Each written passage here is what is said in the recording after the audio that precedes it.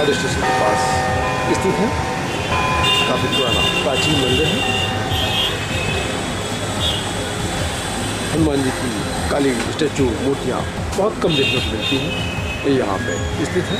काफ़ी प्राचीन मंदिर, काफ़ी प्राचीन मूर्ति, 2 नंबर है बजरंग बली की मूर्ति।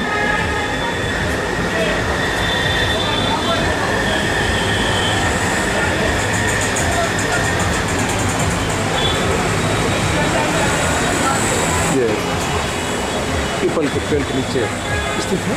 काफ़ी बड़ा, काफ़ी प्राचीन, काफ़ी पुराना ये पीपल का पेड़ है। ये पेड़ यहाँ पे बहुत पुराना है, काफ़ी पुराना, काफ़ी काटा गया उसके बाद ये पेड़ इतना मजबूत बड़ा है। यहाँ का यंत्र आरती के समय इसका उपयोग किया जाता है। ये हनुमान जी की प्राचीन मूर्ति है। गणेश जी यहाँ विद्यमान बलाड स्टेशन स्थित है। प्राचीन बड़े भगवान जय श्री राम, जय श्री राम, राम राम राम राम राम जानकी जय हो।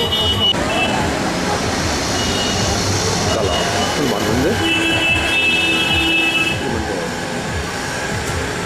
बलाड स्टेशन के पास स्थित है। काफ़ी पुराना प्राचीन मंदिर है। हनुमान जी की काली स्टैचू मूर्तियाँ बहुत कम देखने को मिलती हैं। ये यहाँ पे